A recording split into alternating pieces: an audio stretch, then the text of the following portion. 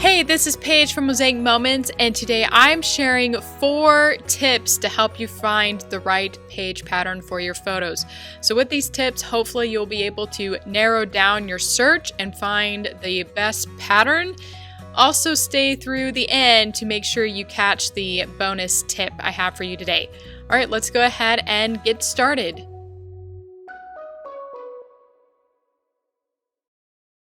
The first step is to choose the style you would like to create on your layout. So there's 4 basic styles to choose from. One of them is the mosaic style. So if you're interested in creating a mosaic on your layout like this one, the best way to go is to go on the pattern gallery and choose the mosaic style category, and that'll really narrow down your search. The second is a panorama design, or even just a strip design. If you want to use any kind of strips on your layout, go to the strips category. And so you want to decide whether or not you want to use a panorama on your layout. There's also using one of our specialty dies, such as the crisscross shown here. And on the pattern gallery, we actually have it now. So you, in the search box, you can type in the name of the die you want to use, and that is a great way to find patterns for those specific dies. And the last is just a basic collage. You don't want to use anything fancy. You don't want to do any particular mosaic or panorama design. So we have many, and pretty much all of our patterns can be used as a collage style. So after you decide on the type of design you want to create, the next step is to look through your photos and find the photo that'll be your focal point. So I'm just going to go through some common focal points we use. So a lot of times we use a full 4x6 photograph, either going horizontally like this one or vertically. So what you want to do is look for patterns with die set B. That'll have the bigger size that'll fit a 4x6 photo. Another common focal point is a 4x5 photo, and that's from set C, so that'll be pink on the pattern gallery. That is a really common size for our focal point. And you may even want to use a square focal point like in this layout, and that's going to be die set A, the blue set. So if you can crop your photo a bit smaller and you want to fit more photos in, having a square focal point is a great choice. Or maybe you don't really have a very standout photo, and in that case, a pinwheel design is great. Usually the center is really small, or some column patterns also have a rotational balance design where there's not much of a focal point either. So if there's no standout, you can choose a pattern without really a big focal point spot. So once you narrow down some patterns that'll fit your focal point, the next step is to also find patterns that'll use the die of your choice. So obviously you wouldn't use this step if you're not planning to use any dies, but what you want to do is keep the insert that comes with the dies after you purchase them and look at what color the die is on the insert, and then from there you can look at patterns with that set. And again, you can also look up these dies on the search bar, and some ideas using those dies should come up also. But here's one pattern with the trellis dies, and this is purple on the insert, so you'd look for patterns using die set B. This layout shows the tropical leaf dies, and as you can see, there's more than one size this time. And you want to determine how many from, if you have a set, how many from the set you want to use on a layout, and that'll help you narrow it down. In this case, Jody had to find one with a 2x2 place, so a blue 2x2 square and a 1x4 orange spot on the pattern to fit in these 2 dies. So again, if you have a set, pick the ones you want to use on your layout from that set. For this layout, I have some heart dies, and I really wanted to use the 2x2 dies, and I made sure I also found a pattern with 1x3. So I used this design, or this page pattern, because it fit in both of those sizes of dies. And last, Jody used the daybreak die to frame her photo. And in this case, it was purple on the insert, so that means she wants to find patterns with die set B. And she knows if she finds that larger 4x6 set B size that's purple on the pattern that it'll fit the daybreak die.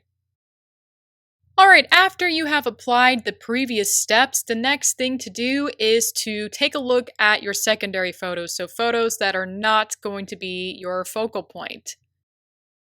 Now, when we look through our photos, we're not looking at a perfect picture for a pattern. We're looking at the overall picture for what we can use on a page pattern.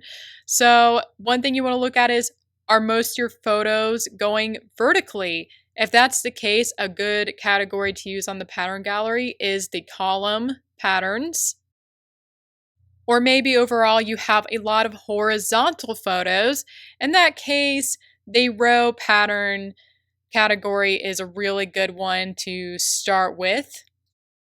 Or maybe you have a perfect mix of both. In that case, a pinwheel pattern is a great choice, and it's one of our favorites because, as you can see, you can fit in both horizontal and vertical photos.